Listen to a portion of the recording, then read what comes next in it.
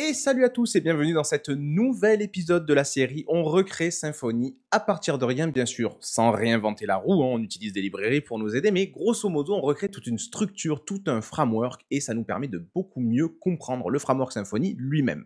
Alors pour ceux qui ne savent pas où ils sont tombés, je suis Lior Chamla, développeur et formateur et vous êtes ici dans une playlist, dans une série. Donc il faudrait regarder quand même les épisodes d'avant, je vous les mets en fiche ici ou ici, regardez en haut dans YouTube. Vous retrouverez les épisodes précédents, comme ça au moins vous comprendrez un minimum de quoi on parle ici.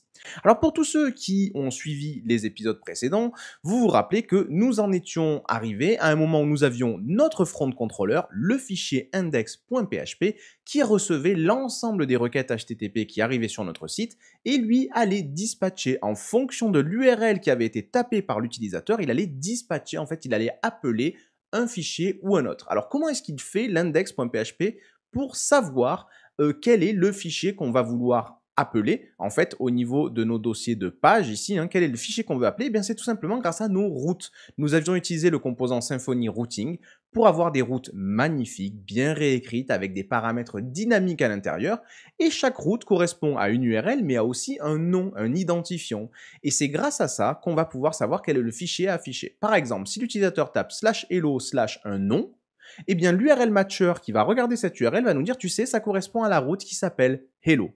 Et l'URL matcher, quand il va du coup faire la méthode match ici, qu'il va essayer de retrouver quelle est la route qui correspond à l'URL, il va nous donner ce nom-là, le nom hello, ou le nom by, ou le nom cms/about, et nous allons utiliser ces noms, hello, by ou cms/about, pour faire le lien avec les pages dans le dossier page, on a bien hello, by ou même cms/about.php. Donc on arrive à faire le lien comme ça entre une URL et un fichier qu'on veut appeler. Tout ça, c'est super, mais on arrive à un nouveau problème, et vous connaissez un peu la méthodologie dans cette série. Nous avons un problème, nous le réglons, ça nous fait arriver à un nouveau problème que l'on règle, et on va régler comme ça une tonne de problèmes. Ici, si je regarde mon fichier hello.php, c'est un sublime template, je peux faire ma page HTML, je peux faire mon style CSS, je peux faire ce que je veux là-dedans, et j'ai même accès à PHP du coup, je peux faire tout ce que je veux. Quel est le problème? C'est que si demain j'ai envie de faire des traitements plus complexes, connexion à la base de données, traitement de formulaire, envoi d'email, etc., eh bien je vais être obligé en tout cas pour la fonctionnalité Hello, de coder dans le même fichier ici du PHP, donc des traitements et de l'affichage, du templating. Et ça, vous savez, ça viole un principe qu'on aime bien, nous, c'est le principe de séparation des préoccupations. C'est ce qu'on appelle en anglais le separations of concern. On aime bien que chaque chose ait sa place et qu'on sépare les traitements, les affichages, etc. Alors là, ça va nous poser ce problème-là. Il y a plein de façons de résoudre ce problème, mais le tutoriel et moi-même, on a une opinion de comment est-ce qu'on pourrait le régler, et au moins ça nous fait progresser vers vraiment quelque chose qui ressemble au framework Symfony. Nous, ce qu'on aimerait faire, plutôt que de faire le lien entre une URL, par exemple /hello/name, et un fichier, donc la page hello.php, pourquoi ne pas faire le lien entre une URL et une fonction qui serait appelée, quand l'URL est appelée, on appelle une fonction qui va analyser la requête, inclure des fichiers HTML si nécessaire, faire ses traitements et renvoyer une réponse. Alors, voyons comment on va pouvoir faire ça. Mais avant d'avancer plus loin, j'ai deux prérequis à vous mettre dans la tête. Deux prérequis seulement et on peut avancer. Le premier prérequis, c'est la notion des valeurs par défaut avec le composant de routing. Vous voyez ici, je vais prendre l'exemple le plus parlant. Nous avons une route qui s'appelle hello qui correspond à l'URL suivante, /hello/ et un name. Ici, l'utilisateur peut taper /hello/lior, /hello/magali, peu importe. Et nous avons dit ici, à l'URL matcher qui va analyser tout ça, nous lui avons dit, tu sais, si l'utilisateur n'a tapé que /hello, il n'a pas donné de name, considère que name a une valeur par défaut qui est world. Ok? Donc regardez, ici au niveau de mon index.php, je vais modifier, vous pouvez le faire avec moi, ou alors simplement regarder la vidéo. Pour l'instant, c'est la partie court, il n'y a pas grand-chose à faire de votre côté. Je vais faire ici, résultat, c'est égal à ce que va me renvoyer l'URL matcher, et je vais faire ici un var_dump de ce résultat et un die. Comme ça, on va voir ce que ça donne. Que va me donner l'URL matcher quand je vais lui passer l'URL /hello/lior? Bien, il va me dire, voilà ce que j'ai découvert en analysant cette URL. Tu as une route qui s'appelle hello, c'est ici la clé _route. Et il y a un paramètre name qui a la valeur lior. Pourquoi? Parce que j'ai tapé /hello/lior.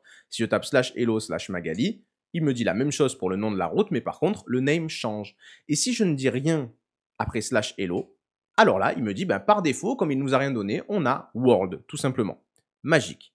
Alors, le premier prérequis que je voulais vous mettre en tête, c'est que ici, grâce aux composants de routing de Symfony, vous allez pouvoir donner des valeurs par défaut qui n'ont pas forcément de lien avec l'URL. Regardez, si ici je donne une clé test avec une valeur Toto, vous allez me dire, mais c'est bizarre parce que name, on comprend bien, ça ressemble à ce paramètre name. C'est pour dire que si on n'a rien mis après slash hello, il y aura world.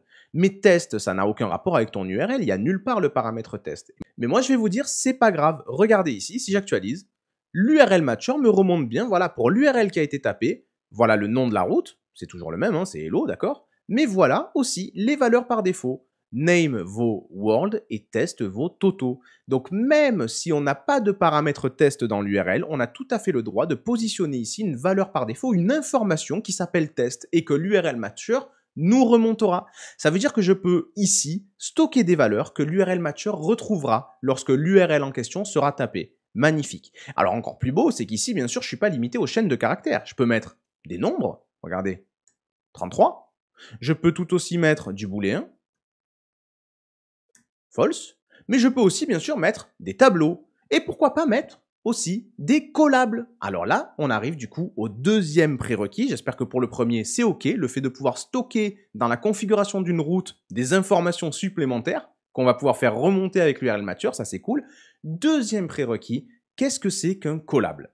Alors ça, un collable, c'est quelque chose de très simple. Un collable, c'est une fonction de rappel. C'est une variable qui va contenir du code appelable. Appelable, collable. Alors vous le connaissez tous, hein, une fonction, c'est un collable. Mais je vais vous montrer plus précisément ce que j'entends par là. N'hésitez pas à aller voir la documentation PHP sur les collables. Et surtout, ce que vous pouvez faire en plus, c'est d'aller carrément voir les commentaires de la communauté PHP sous la documentation des collabs. Vous allez voir, il y a plein de choses. Vous allez voir qu'il y a une douzaine de façons de faire du collable. Alors voyons, qu'est-ce que c'est qu'un collable? Je vais me mettre dans l'index, je vais me faire de la place, comme ça on est vraiment en mode prof. Et on est parti. Je vais créer ici une fonction que je vais appeler classique. Et vous le voyez, c'est une fonction classique qui prendra en paramètre, allez, par exemple, un prénom, et qui fera ici un vardump de classique, prénom. Voilà, tout simple. Ensuite, je vais utiliser une autre façon de créer une fonction, tout à fait valide aussi, hein, une fonction anonyme. Donc dans une variable qui s'appelle anonyme, je vais créer une closure, une fonction anonyme, qui aura exactement le même fonctionnement. Ici, elle fera un vardump de closure, prénom. Bien sûr, n'oubliez pas le point virgule ici, parce qu'ici, on ne fait pas une déclaration de fonction de façon classique, on fait une assignation de variable, donc il y a un point virgule à la fin, hein, c'est un petit piège ça. Et enfin, une autre façon qu'on a de créer du code appelable en PHP, c'est des méthodes dans des objets. Donc pourquoi pas créer ici une classe, que j'appellerai ma classe, qui contiendrait une méthode publique, qu'on va appeler méthode par exemple, okay, en français en plus, pour bien comprendre que ce n'est pas un mot-clé particulier, qui elle aussi recevra un string prénom, hop, qui va faire un vardump de méthode de l'objet, et là le prénom. Ok.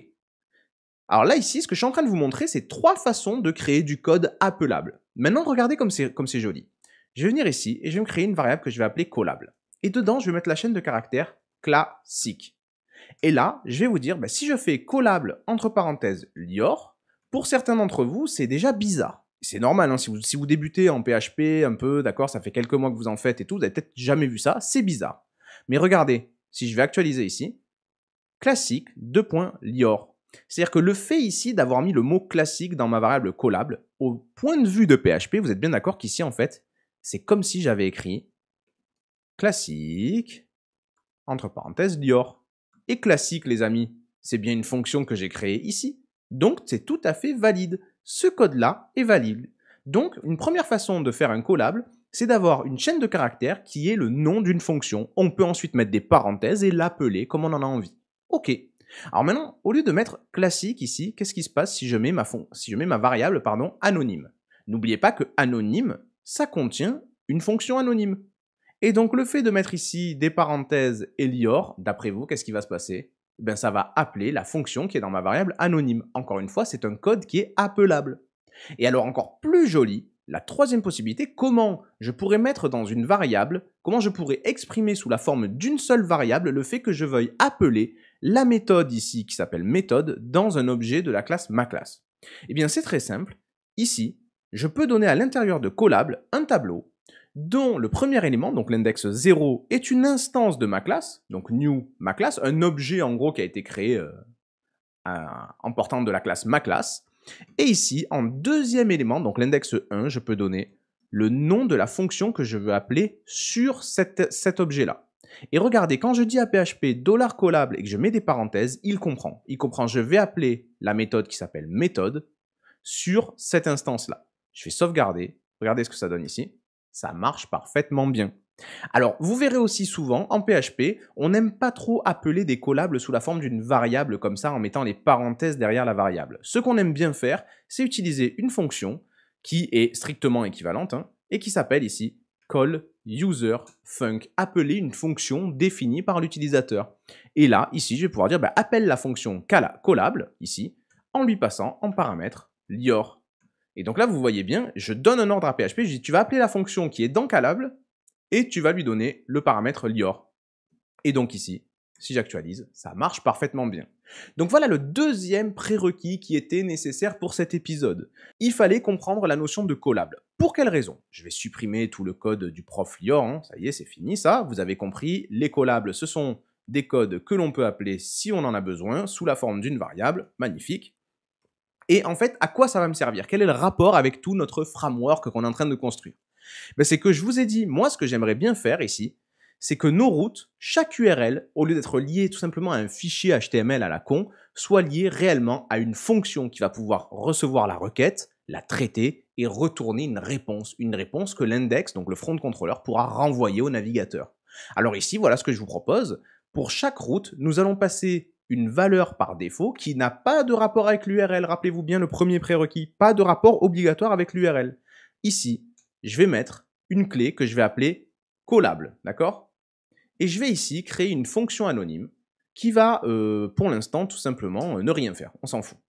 N'empêche que, regardez, dans mon index.php, quand mon URL matcher va aller regarder quelle est la route qui correspond à l'URL tapée, il va me renvoyer les données qu'il va trouver ici, dans ce fichier de configuration-là. Et regardez ce que ça donne ici, quand j'appelle /hello, il me dit, j'ai trouvé la route qui s'appelle hello, elle a un paramètre name qui vaut world et un paramètre callable qui est une closure, c'est une fonction anonyme.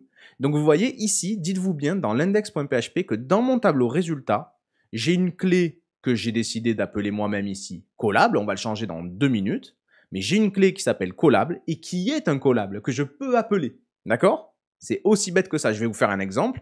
Ici, faisons un var dump, hop, de, ça marche. Tout simplement. Et même un die. Donc vous êtes d'accord que si j'arrive à appeler cette fonction, ça va écrire ça marche et ça va mourir. Donc rappelez-vous, quand mon URL matcher va analyser les routes, qu'il va trouver que c'est la route hello qui est concernée, il va me renvoyer un tableau avec ces données-là. Ok? Donc voyons ce que ça donne ici. Donc dans résultat, j'ai bien un tableau qui a une clé underscore route, il a une clé callable, il a une clé name. Prêt? Ici, ce que je vais faire, c'est que je vais utiliser ce que je vous ai montré tout à l'heure, à savoir call user func, appelle la fonction. Cette fonction, elle est dans le tableau résultat et elle s'appelle callable. Voilà, tu vas juste l'appeler, s'il te plaît. Je vais sauvegarder, je vais actualiser. Ça marche. Là, j'ai bien appelé la fonction qui était encodée, enfin encochée, je ne sais pas comment dire, qui était dans résultat crochet callable. Alors, vous avez compris, on peut désormais lier à chaque route un callable, une fonction, et on pourra dire à l'index.php, quand tu trouves une route qui correspond à une URL tapée, eh bien, appelle la fonction qui est associée, tout simplement.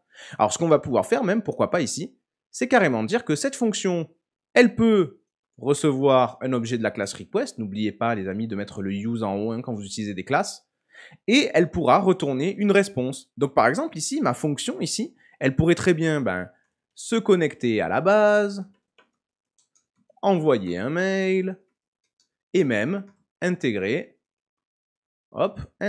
du HTML. Alors, comment on va faire pour intégrer du HTML? C'est très simple.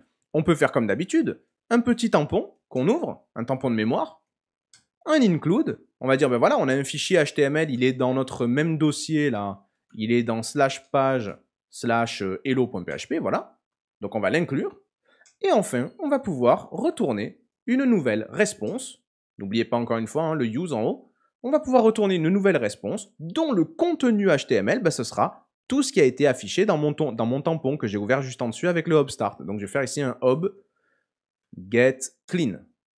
Voilà, je te retourne une réponse qui contiendra tout ce que j'ai affiché en incluant ici le hello.php. Donc ici, ce que je peux faire dans mon index, au moment d'appeler $résultat crochet collable, je peux aussi savoir que je vais lui passer en paramètre mon objet request, ma request. Comme ça, au moins, quand je vais l'appeler, ici, je vais recevoir la request et je vais pouvoir m'en servir. Alors voyons si ce premier test fonctionne. Je vous rappelle le cheminement. Je vais taper ici /hello. Donc au niveau de l'index.php, nous créons la requête qui correspond. Nous allons voir toutes les routes qui existent et nous demandons à l'URL matcher, voilà, il a tapé /hello. Est-ce que tu peux me donner des infos? L'URL matcher va voir que /hello, ça correspond bien à la route qui s'appelle hello et il va nous donner les valeurs suivantes. Name, world, collable, cette fonction-là. Alors, voyons ce que ça donne, puisqu'ensuite, dans l'index, je dis d'appeler cette fonction-là. Alors là, pour le coup, ça ne donnera absolument rien, mais ce que je peux faire ici, c'est dire $response, c'est égal à callUserFunc ici. Je vais enlever mon die, je vais enlever ici, je vais commenter toute la partie qui venait après, parce que regardez, la partie qui venait après, le but, c'était de créer une réponse, mais là, ça y est, la fonction est censée me renvoyer une réponse. Donc, regardez ici ce qu'on peut faire. Ça fonctionne. Alors là, il n'est pas content parce qu'il n'a pas la variable name, mais grosso modo, ça fonctionne. Et ça, c'est plaisant. Alors, on va pouvoir améliorer un peu tout ça pour que, bien sûr, tout devienne bien comme il faut, bien propre. En effet, par exemple, déjà, dans Hello, vous voyez qu'on utilise une variable name. Mais cette variable name, elle n'existe pas. Elle n'est pas déclarée dans Hello. Elle est déclarée nulle part. Où elle est, cette variable name? Si je vous fais un vardum de résultat, vous allez le voir. Si je fais un vardum de résultat ici, vous allez bien voir que la variable name, elle existe uniquement dans résultat, et c'est word, d'accord? Et si je tape /hello /lior, vous allez voir qu'elle existe aussi, hein, c'est dans le résultat, on a name qui vaut lior. Le problème, c'est qu'au niveau de notre hello.php, name n'existe pas. Alors, comment est-ce qu'on pourrait faire en sorte que name existe? C'est très simple. Dans mes routes, au moment où j'ai créé la fonction, si dans mon template hello, j'ai besoin d'une variable name, mais à moi de me démerder, les amis, à moi ici, de dire name c'est égal à Toto Lastico. Et à partir de là, regardez, mon code ici, il va marcher. Hello, Toto Lastico. D'accord? Alors bon, vous allez me dire, oui d'accord, mais nous, on veut pas que name ce soit Toto Lastico, on veut que name ce soit ce qu'il y a dans l'URL ici. On veut que name ce soit ce que l'URL matcher t'a renvoyé sous le nom de name. Alors comment est-ce qu'on peut faire? Parce que nous ne sommes pas au courant de ce qu'a fait l'URL matcher. Nous ne sommes au courant à la limite que d'une seule chose, c'est de la requête. Ce qu'on va pouvoir faire, c'est qu'on va pouvoir, ici, dans l'index.php, avant d'appeler la fonction en question en lui passant la request, on pourrait stocker à l'intérieur de la request les informations que le matcher nous a envoyées lui-même. Vous vous rappelez, dans résultat, nous avons un ensemble d'informations, nous avons un tableau d'informations que je vous ai vardumpé ici, name, collable et route. Pourquoi ne pas prendre ce tableau résultat et le stocker dans la requête? La requête elle-même va être envoyée à notre fonction ici, et du coup, si on a besoin de quelque chose, on le demande ici, tout simplement. Alors, comment est-ce qu'on va s'y prendre? C'est tout bête. Vous avez dans $request, dans request, vous avez une donnée dont on a déjà parlé, c'est les attributs de la requête. Alors, les attributs, ça ne représente rien. Vous savez que vous avez query qui représente le get, vous avez request qui représente le post, vous avez serveur, vous avez session, etc. Mais attribut, ça représente rien. Attribut, c'est quoi? C'est juste un endroit fait exprès pour nous, les développeurs, pour stocker des conneries si on en a besoin.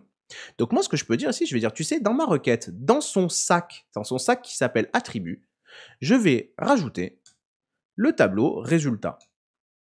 OK? Faisons ici pour voir un vardump de request flèche attributes. Et voyons qu'est-ce qui a été stocké dans la request, dans ces attributs de la request. Je vais actualiser. Et regardez, ça, c'est les attributs de la requête. Qu'est-ce qu'on y retrouve? Le name, le collable et la route, tout simplement. Magnifique. Alors, comment est-ce qu'on va pouvoir faire fonctionner ça? Vous savez que la requête, je la passe ici, la request, je la passe à ma fonction qui est ici codée dans la route. Donc, je la retrouve ici.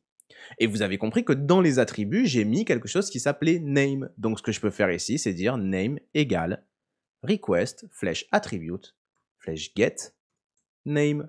Tout simplement. Et si je viens actualiser ici ma page, hello, lior, et si je mets /hello /rien, hello, world, magnifique. Donc ça y est les amis, ça a pris quelques minutes, mais on a réussi à faire le lien. Une URL égale une fonction. C'est une fonction un peu spéciale qui prend en paramètre une request et qui renverra une réponse. Du coup, l'index.php, ce qu'il peut faire tout simplement, c'est dire, OK, donnez-moi la fonction que je dois appeler avec telle URL. On nous la donne, elle s'appelle résultat crochet collable. Donc on a cette fonction qu'on doit appeler.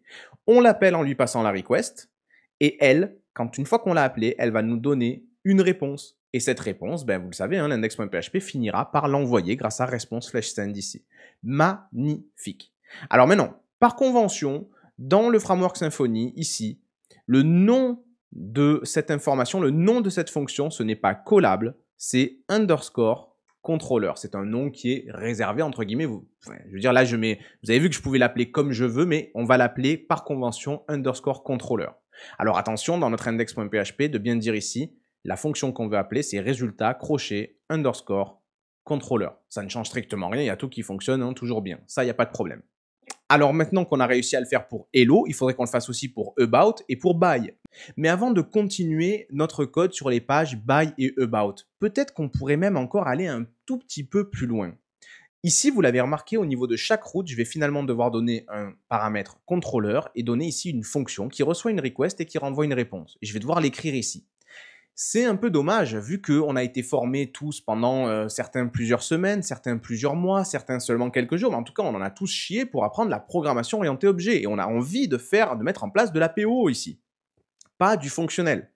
Et donc, comment est-ce qu'on pourrait s'y prendre? Restons-en sur la page Hello pour voir comment on pourrait s'y prendre pour faire de la PO avec ça. Ce que je vous propose, c'est qu'on crée dans le fichier root.php ici, une classe qu'on va appeler greetingController. Le contrôleur greeting. Son but, ça va être d'afficher les pages hello et au revoir, tout ce qui est de dire salut, quoi. Greeting controller.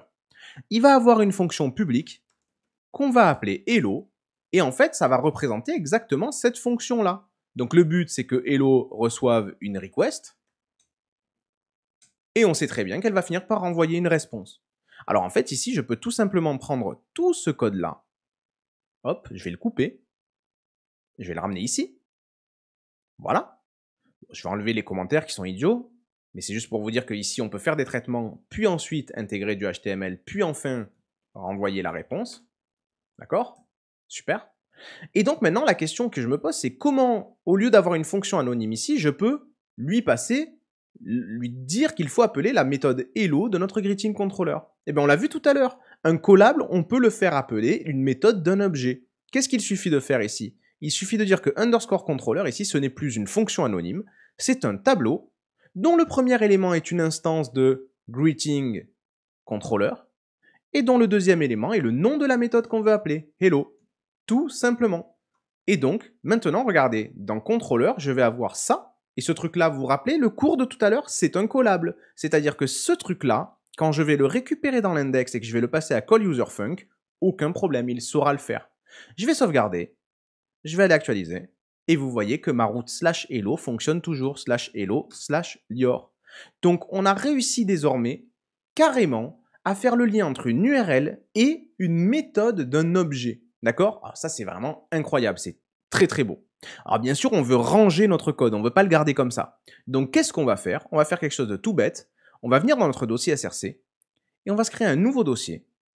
Hop, new folder, qu'on va appeler controller avec un C majuscule. Ok, pourquoi? Parce qu'on va y stocker des classes, donc on utilise ici des majuscules par convention, et dedans, on va se créer un nouveau fichier qu'on va appeler greetingController.php. Attention, à l'intérieur, nous allons copier mot pour mot cette classe-là, nous allons la couper d'ici, ok, et nous allons la mettre dans le fichier greetingController, ok. Attention aussi, on va essayer de se positionner dans un namespace qui soit cohérent. Alors moi, ce que je vous propose, c'est que le dossier SRC soit représenté par le namespace app, ça doit vous rappeler quelque chose, et du coup, ensuite, on a tout simplement la structure de dossier classique, app controller pour SRC controller. On n'oubliera pas bien sûr de faire les use pour la request, de faire le use pour la response, d'accord, pour que le code PHP ici soit cohérent, très bien. Et ensuite, ici, au niveau de nos routes, nous n'avons plus une classe greetingController, nous avons une classe app controller /greetingController.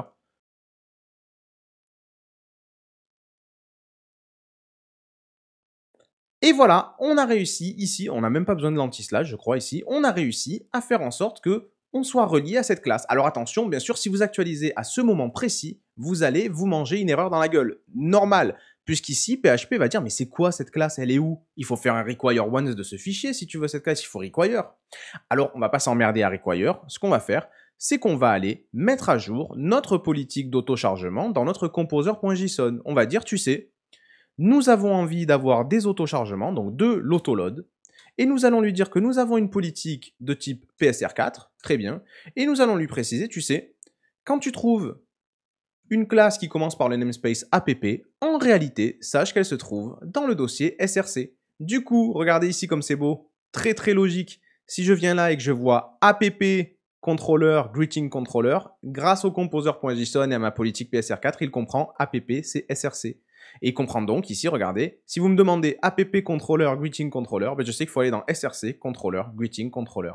Magique. Alors la dernière action qui va nous rester à faire ici, c'est quand même un minimum, hein, c'est important, de faire ici un composer dump-autoload pour que composer du coup me refasse mon autoload. Et normalement, si je viens actualiser, j'ai ici une erreur, mais qui est tout à fait normale. C'est parce que dans mon greeting controller, j'ai fait un include, mais du coup, je suis plus du tout dans le bon dossier. Donc, ce qu'il faut que je fasse, c'est que je rajoute ici un point//. Et là, je vais sauvegarder. Est-ce que ça fonctionne bien? Ça fonctionne parfaitement bien. Donc là, on a pris du temps, mais finalement, regardez ce qui s'est passé. On a réussi à faire le lien entre une URL, /hello/name, et une méthode d'un contrôleur. Ça, c'est vraiment magique. Alors maintenant, avant la fin de cet épisode, ce que je vous propose, c'est qu'on transforme tout notre code de cette façon-là. Et on va voir qu'il y a un autre problème qu'on pourra régler dans l'épisode suivant.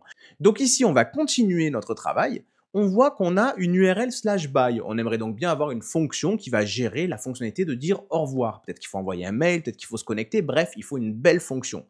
Tant qu'à faire, on peut le mettre au sein d'une classe ici. Pourquoi pas même, du coup, dans notre greeting controller. Donc ici, ce qu'on va pouvoir faire, c'est créer tout simplement une public function qu'on appelle comme on veut, mais pour être cohérent, je vais l'appeler by. Est-ce que dans cette fonction, j'ai besoin de la request? Non, puisque dans la fonction by, dans la page by, j'ai pas de variable, j'ai rien du tout, donc je m'en fous. Donc je suis pas obligé de la recevoir. Je pourrais la recevoir si je la veux, mais j'en suis pas obligé. Et par contre, ce que je vais faire, c'est que je vais faire exactement la même chose que ce que je fais dans hello, sauf que je vais demander by.php. Du coup, au niveau de mes routes, ce que je vais pouvoir dire ici, c'est que je vais pouvoir dire, tu sais, au niveau de by, au niveau de ma route /by, je vais devoir te définir quel est le contrôleur que tu dois appeler quand tu trouves cette route-là. Eh bien, c'est sur une instance de app controller greeting controller que tu vas appeler la méthode by, tout simplement. Alors, faisons le test. Allons voir si j'ai réussi bien à faire le lien entre /by et la méthode by de mon greeting controller. Je vais aller écrire ici /by et j'ai bien mon goodbye. Magnifique. Alors maintenant, il me reste le fameux à propos. Alors le à propos, je vais carrément me créer un autre contrôleur. Je vais me créer ici un autre contrôleur que je vais appeler page controller. Oula, page controller.php. Ce page controller, il est bien dans le namespace app controller. C'est une classe qu'on va appeler page controller et qui aura tout simplement une méthode publique function qu'on va appeler about. Hop. Elle n'a pas besoin de la request, il n'y a pas de variable particulière, il n'y a rien à analyser dans la request, mais rappelez-vous toujours que si j'avais besoin de la request, je pourrais la demander ici en disant que j'ai besoin de la request, pas de problème, mais j'en ai pas besoin là pour le coup, donc je vais pas me faire chier. Et je vais coller exactement le même code, upstart, include cette fois-ci /cms/about, et je vais renvoyer une réponse. Attention, la réponse à bien mettre le use qui va bien, sinon ça ne fonctionnera pas. Alors maintenant, au niveau de mes routes, je vais pouvoir dire ici, ma route à propos, elle est liée. Le contrôleur à appeler quand on tombe sur cette route, c'est une instance de app controller page controller, tout simplement. Et la méthode, c'est about. Et on va voir si ça fonctionne. Si je vais sur /a-propos, ça fonctionne parfaitement bien. Magnifique. Donc ça y est les amis, dans notre application, une URL est liée à une méthode d'un contrôleur avec vraiment de la PO. Donc si j'ai envie de faire des héritages, si j'ai envie de faire de l'interface, si j'ai envie de faire de l'encapsulation, là je fais vraiment ce que je veux, c'est magique. Pour un développeur qui arrive, créer une page, c'est très simple. C'est soit créer une méthode dans un contrôleur qui existe déjà, comme par exemple le page controller, soit créer une classe contrôleur à lui. Mais ensuite, c'est d'aller dans les routes et de lier à une URL un underscore controller. Le framework se chargera du reste. Alors quel est le problème que je redoutais tant et qui est en train de nous arriver, qu'on devra régler dans le prochain épisode? Eh bien ce problème, c'est que ici vous avez vu, nous instancions 3 objets dans ce fichier-là. Vous avez vu, dans ce fichier-là, je fais 3 instances. Et ce n'est que plus tard que je vais décider quelle est l'instance que je veux appeler. Le problème, c'est que si j'ai 400 routes dans mon application, ici, je suis en train de dire que je suis en train de créer 400 objets dans ma mémoire. Et parfois, des objets sont assez lourds à créer. Il y a beaucoup de variables, il y a des connectiques, etc. C'est l'enfer. Donc là, c'est très très mauvais ce qu'on est en train de faire au niveau des performances. On est en train de créer 400 objets qu'on va stuffer dans la mémoire pour rien du tout. Je suis persuadé qu'on a la possibilité de faire en sorte que on n'ait pas besoin de créer ces 400 objets. Quand je dis 400 objets, c'est dans le cas où on a 400 routes. Ici, nous, on n'en a que 3. Mais je suis persuadé qu'on n'est pas obligé de créer ces 3 objets. Peut-être qu'on pourrait faire en sorte que seul l'objet vraiment intéressant soit créé au moment où c'est nécessaire. Et ça sera pour le prochain épisode. Voilà, j'espère que cet épisode vous a plu et que vous avez vu qu'on avance beaucoup dans notre framework qui commence à ressembler à du Symfony. En tout cas, pour un développeur qui arrive ici, c'est du Symfony. Tu veux créer une page, tu crées un contrôleur avec une méthode qui va recevoir une request et qui va retourner une réponse. Pour le développeur qui arrive, vraiment, l'expérience est assez simple. Il suffit de créer une route et de la lier à une méthode d'un contrôleur. On a vu qu'il y avait des problèmes, mais en tout cas, on a quand même beaucoup avancé. Alors, si cet épisode vous a plu, n'oubliez pas le petit pouce bleu qui fait toujours plaisir à Lior et qui fait avancer la chaîne dans les algos. N'oubliez pas aussi de vous abonner pour ne pas rater le prochain épisode vendredi prochain. Peut-être que même que je rapprocherai un peu les épisodes, parce que je vois bien qu'il y a des gens qui suivent depuis le début et qui attendent une semaine entre chaque épisode, ils se font un peu chier. Donc peut-être je rapprocherai, on verra. Mais dans tous les cas, n'oubliez pas de vous abonner pour ne pas rater les prochaines vidéos, que ce soit dans cette série ou dans un autre thème, peu importe. Aussi, j'ai créé une newsletter, donc ça y est, maintenant j'envoie des mails, je vous spam si vous le souhaitez. Vous vous inscrivez, c'est dans la description, et vous pouvez donc évidemment vous inscrire à la newsletter. Je vous y donne des nouvelles du monde du dev, je vous donne toutes les ressources que je trouve intéressantes sur le net, et bien sûr, je vous envoie des petites réductions exclusives aux gens qui sont inscrits à la newsletter, donc n'hésitez pas, allez-y. Et puis bien sûr, si je vous fais chier avec mes mails, vous vous déconnectez, vous désinscrivez, il n'y a aucun souci, on reste amis. Dans tous les cas, n'hésitez pas à mettre des commentaires aussi, si vous avez des questions ou des remarques, j'essaye d'y répondre le plus souvent possible, du mieux que je peux. Et enfin, d'ici au prochain épisode, ou à ce qu'on se recroise sur les réseaux sociaux, il y a mon Twitter dans la description, vous pouvez venir, ou même, pourquoi pas, dans la vie réelle, si on n'est pas reconfiné d'ici là, eh bien les amis, n'oubliez jamais, développez-vous bien.